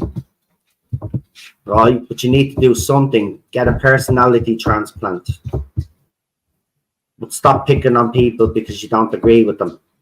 Yeah, learn to disagree. Or just don't watch somebody if you don't like their videos. That's it. Oh, look, we recently found out I did my Twitter circle. And lo and behold, who turned up in my Twitter circle? You turned up in my Twitter circle. He did. Yeah. So how is he turned up in my Twitter circle? He must be either tagging you or mentioning you in his tweets. Yeah. Because you wouldn't do it off your own back. Well, I did actually tag him in one, even though he has me blocked. But that wouldn't equate to him being in me Twitter circle when I've been talking to other people longer than him. It means he's been consistently looking at me account. Yeah. It's as simple as that. So before you start talking about people being obsessed about you, well, maybe you should stop spying on people that you claim that you have no interest in talking about, but then proceed to go onto your YouTube channel and do hit pieces on them. As I said, I haven't watched a hit piece on me, but I've been told by people in the chat that you've done a hit piece on me. But to be quite honest with you, you're not worth me time, and I don't actually care what you said, because I can imagine, oh, he's a transphobic, racist, he's bigot, he's a sexist. I've heard it all before. It's the same playbook 6 years later for using. You haven't come up with any new material. So, you know, just exactly like your writing skills, you haven't come up with any new material over the last few years, and you're just a failure. So just like stop projecting and coming after people that are more successful than you. And I'm not saying that I'm more successful than you, but there's people out there that are more successful in their lives that you're picking on. All right? And you need to quit it. Bottom line is, right, you're right, no. Bottom line is they're jealous. That's why. Right? It's all jealousy and hatred. It's all trying to get rid of the competition. And you did that in the real industry. A lawsuit coming after you. Yeah, of course. Wait. Mr. Teabag. That's what we call him now. Mr. Teabag Reviews. Oh, hello, Cheryl. Yeah, he's still. I'm like, there's such a long list of potential answers. Yeah. What is the time deal? I don't. It was later than this, so I'd be gone shortly. Well, okay. You want to come with me? Okay, that's fair enough. Yeah. Okay. But I'm just. No, that's fine. Okay. Ted missed you. Oh, he missed me, did he? Yeah. Well, I threw up a short. Yeah, actually, by the way, people being worried about Ted, so I threw up a short. So go and watch it, will you? And support it anyway. It's a little video there. I even put a little soundtrack in the back of it, so it's "Who Let the Dogs Out." So it's actually perfect for him. So it's no, I don't have my camera on. That's why we know technical difficulties. Anyway, what we'll do is, yeah, see you, sweetheart. I'll be in to lock you in your cage in a few minutes. Because apparently, you know, I'm this evil man, so I lock her up in the cage at night time, and I leave her in a bowl of water and a couple of slices of white bread. No butter though. We can't let her have that, and that's too much of a luxury. Yeah, that's a luxury. Yeah, we can't have that. Anyway, that's called a joke, by the way. But to some people out there now, they'll just say, "Oh, Noel locks his wife up in a cage at night and gives her bread and water and no butter." Okay. Anyway, with that said, I think we'll wrap it up there. But just to kind of fill you in what I've been doing. So obviously, I've been out there on the streets again. and it's been a very interesting time here. I've also been doing, as you know, over the last few weeks, I've been doing some interviews with some Irish nationalists. We'll be getting back to that again this week. Also, I've been, I've just been drained really, but I've gotten this energy that all of a sudden. So we'll go with, because I've been resting. I was supposed to do the movie stream, and I just texted the lads and I just said, listen, I need to rest. And Chris was like, you did, just rest yourself up. And that's what I have literally done. I haven't been messing around with my phone or anything like that. I just been resting, and you know what, I feel good. It's been a long time coming, because you've all been telling me for the past few months, and I've been putting it off, or taking a day here, but I've needed more than a day. So I actually took a few days, and I feel great now. So we're back tomorrow as usual for the movies. I'm not putting the movies on Saturday, because I made a major F up, because the Irish Zone's on Twitter on Sunday nights, and they'll clash. So the movie zone has to go back to Thursdays, and I know that's probably going to disappoint. Well, it won't actually disappoint anybody, because nobody turns up except Chris. So Chris will probably get disappointed with that. But Beverly Hills Cop tomorrow it is. Anyway, that's the movie.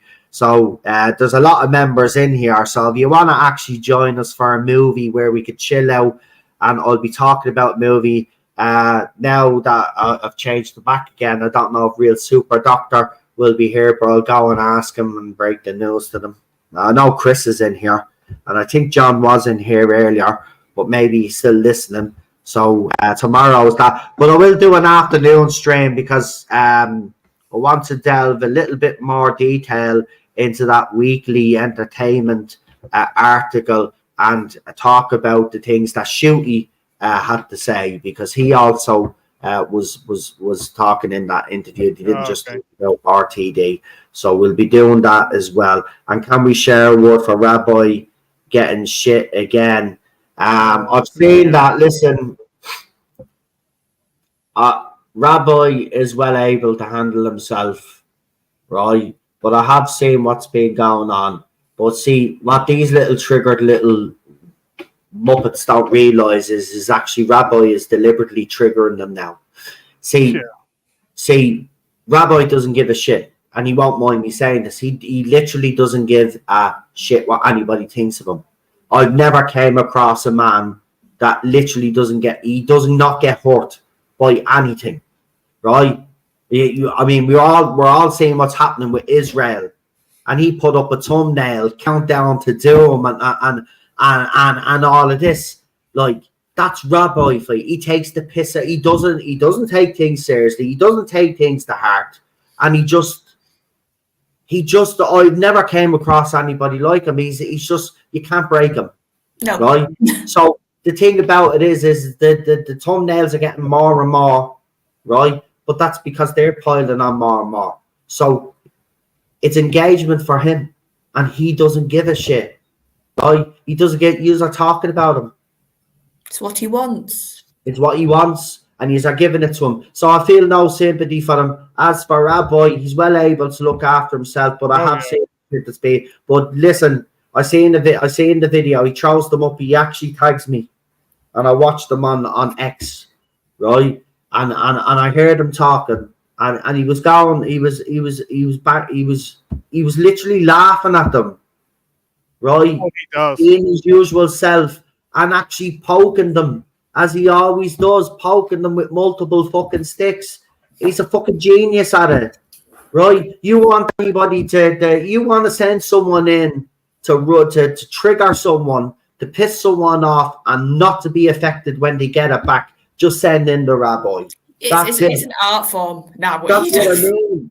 It's an art form. He knows. Look, if I honestly thought that man was being hurt by anything that's being thrown at him, right, we'd all be behind the scenes, telling him that, you're all right. I know he's all right. He'd send me even a message and he'd be laughing, because that's what he's always done.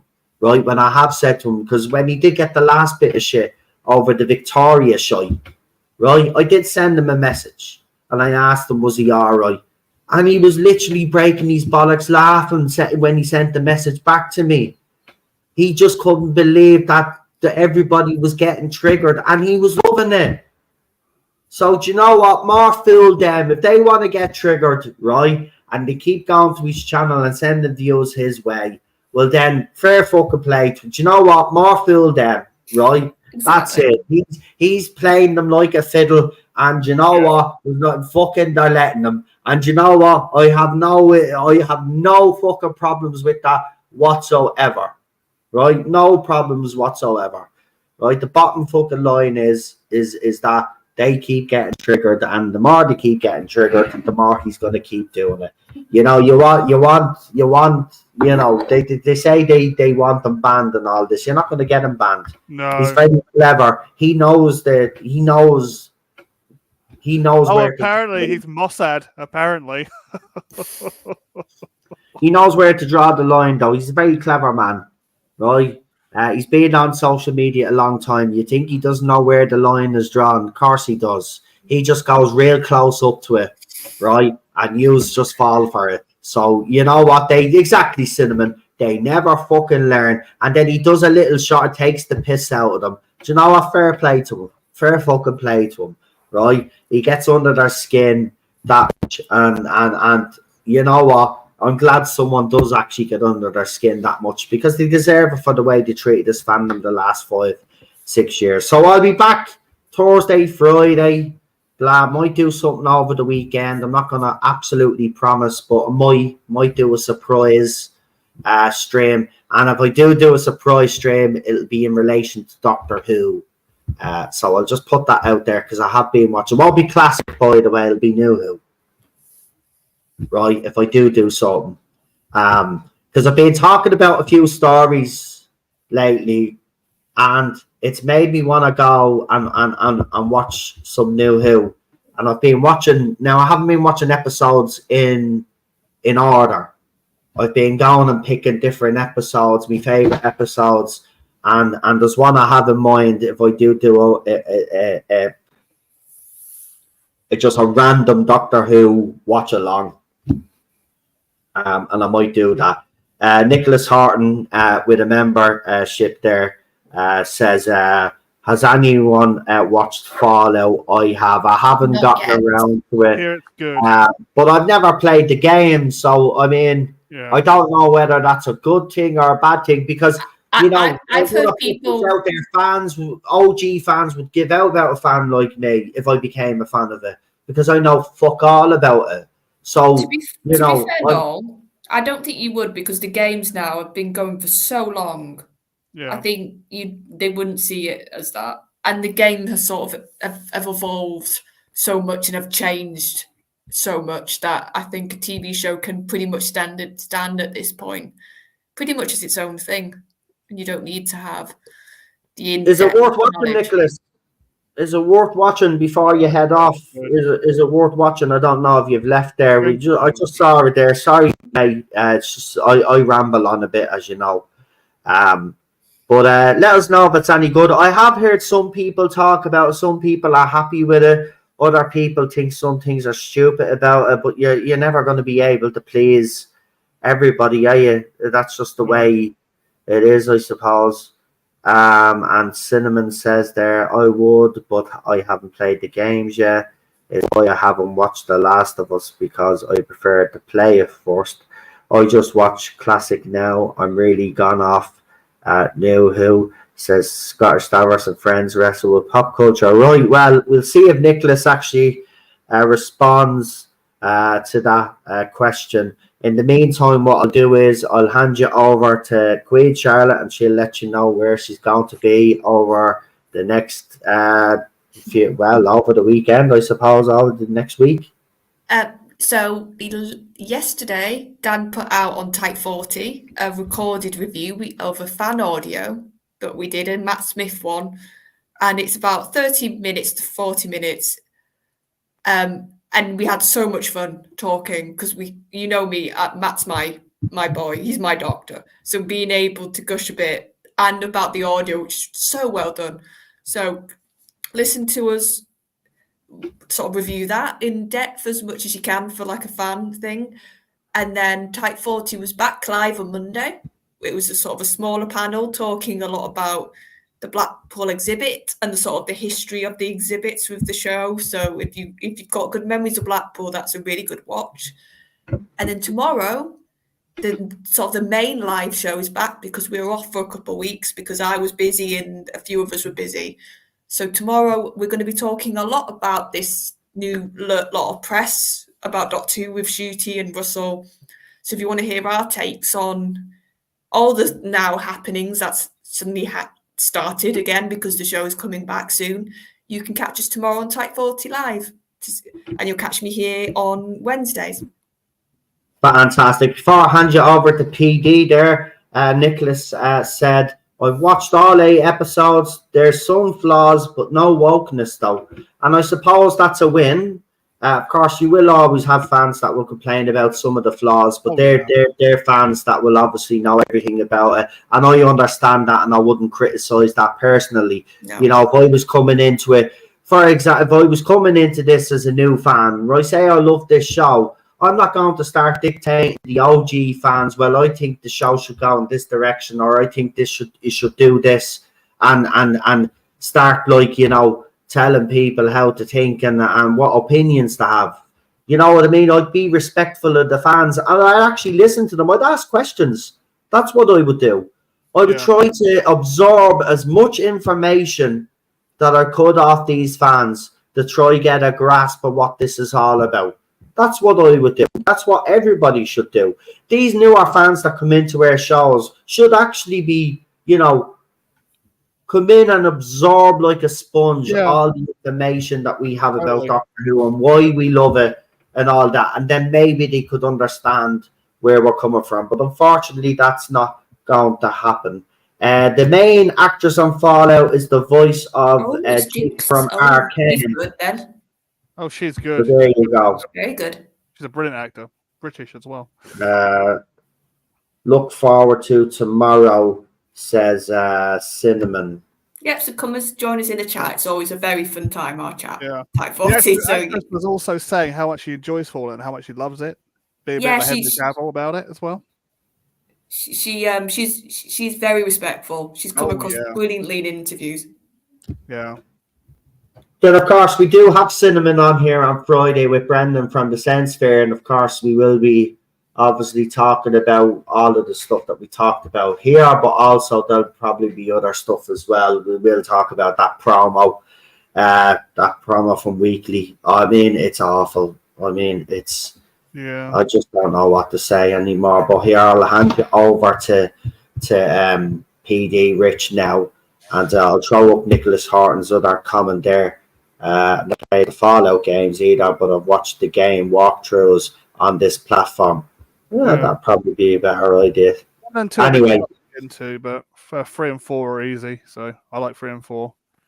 Now, to be fair with PD, because every time he does do the YouTube list for all the channels that we promote, if there's any that he's missing, we're not going to make a big deal out. We'll just call them out as we go along, because he does have a big long list anyway. So we'll call them out as he puts them in. So do you want to actually call them out yourself? Or will I call them out for you. I haven't done it in ages.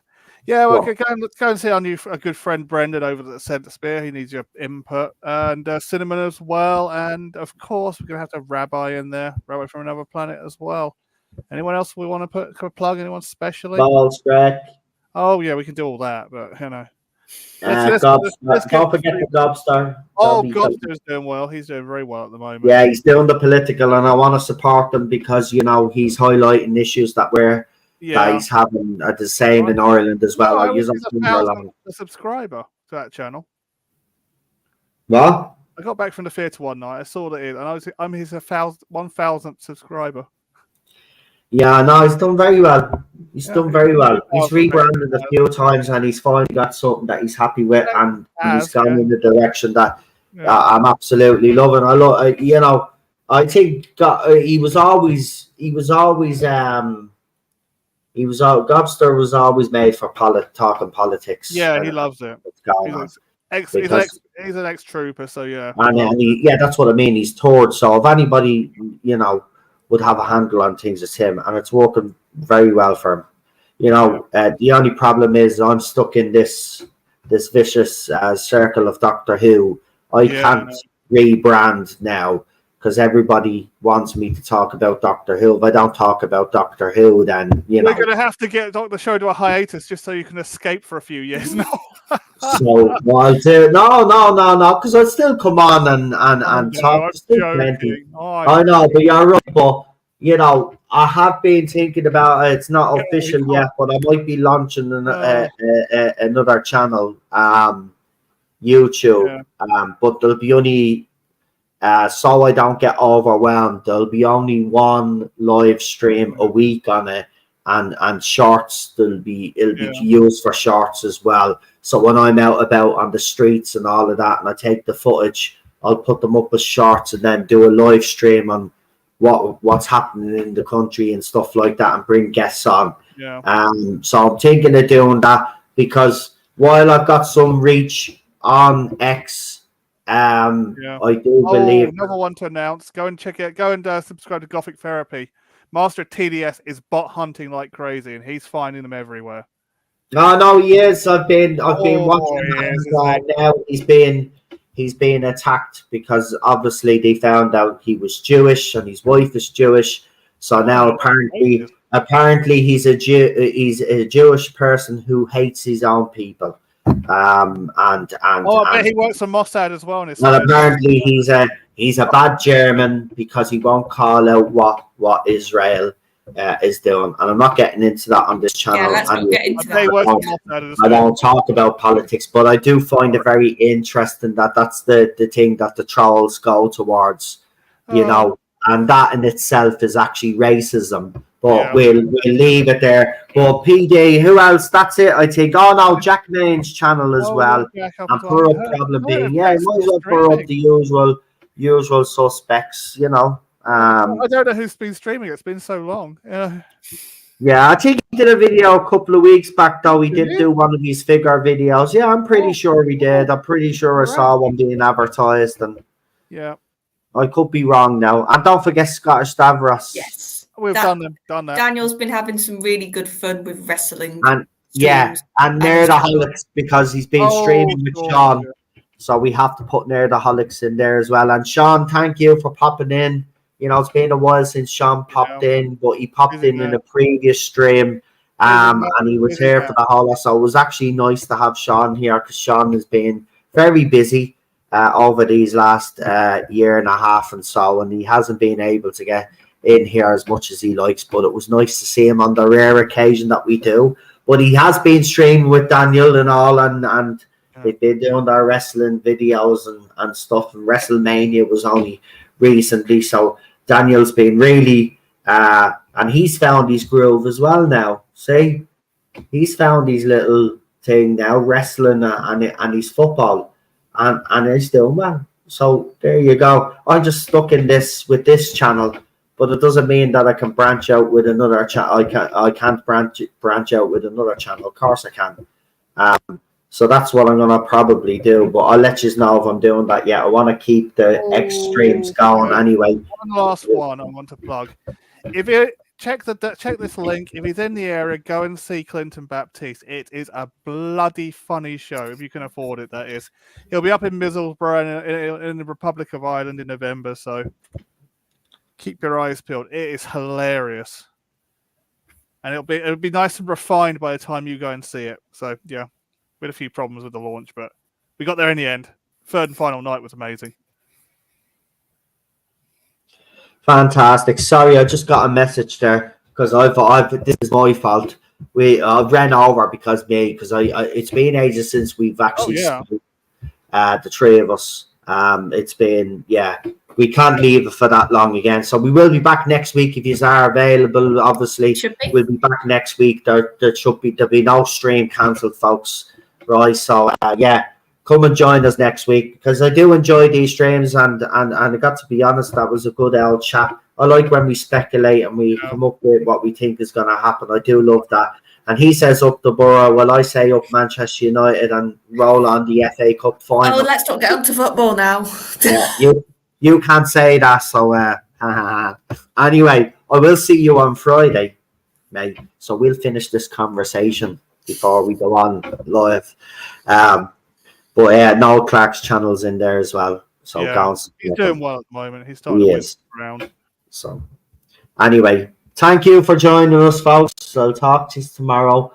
Until then, enjoy the rest of your evening, or wherever you are in the rest of the world. Just stay safe, will you? Because it's crazy out there. But you know what? I did say something to someone out there, because I have noticed something, right?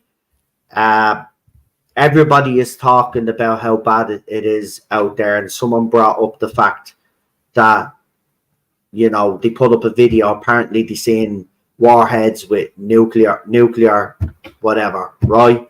And I was like, look, the bottom line is this: if they use nukes, right, there's no point worrying about it, right? Because we won't be here to worry about it. So what I would say to everybody right here, right now, is just get on with it. Right? Just get on with it like every other day. And what will be, will be. It's as simple as that. There's nothing we can do about it anymore. It's out of our hands now. These lunatics now need to find some sanity and stop all of this. And hopefully they do before it's too late. If not, I'm not going to worry about it. My wife is not going to worry about it. We're not going to worry about it. Right? I'm going to enjoy my life and do the things that I'm doing. Right? I'm going to continue to do YouTube. I'm going to continue to do whatever I do. Right? To relax and do the other stuff that I do with the missus. Right? That's it. Right? That's what life is all about. I'm not going to let the fact that these lunatics might drop a few nukes, right, stop me from enjoying my life. Right? So just get on with it, folks. That's what we do best. Right? We get on with it. And that's what we're going to do. Right? And I've got an FA Cup semi-final coming up this weekend, so I'm pretty chuffed, and I'll enjoy that for as long as that goes on. Look at, you know, we did pretty well as a society until we let certain individuals take over. Right? Okay, we were going in the right direction. Right? We could still go back to that. Right? And there is a pushback. Right? But there was always going to be, there's been this years of build-up of, are we going to go to a world war or are we not? And it's been hanging over our heads for a very, very long, long time. And we're probably at the closest that we've ever been to one, right? Yeah, but I'm not going to get worried about that shit. I'm sorry, but I refuse to get worried. I want to enjoy my life, and that's exactly what I'm going to do. So with that said, keep yourselves safe. Enjoy our time, which is our families. I'm not saying this is the end, but I'm just saying there's no point of us thinking about it, right? There is no point thinking about it. I'm going to get on with my life. I'm going to listen. You know what? As Doctor Who fans, I will say this. It would be convenient if you are going to do that, you know, the night Doctor Who airs would be a perfect time. Thank you. If you were going to do it, you know, then Doctor Who is definitely cancelled, isn't it? Sorry, that's my wicked humour there. Yeah. But, you know, anyway, just in case I frightened any kids that are watching, listen, you know, it's grand. It's all good. Amen. Yeah, amen to that. It's all good. It's all good. Anyway, adios, amigos. It's been nice talking to you all, and I'll see you for the next one. Bye-bye. Good night, everybody.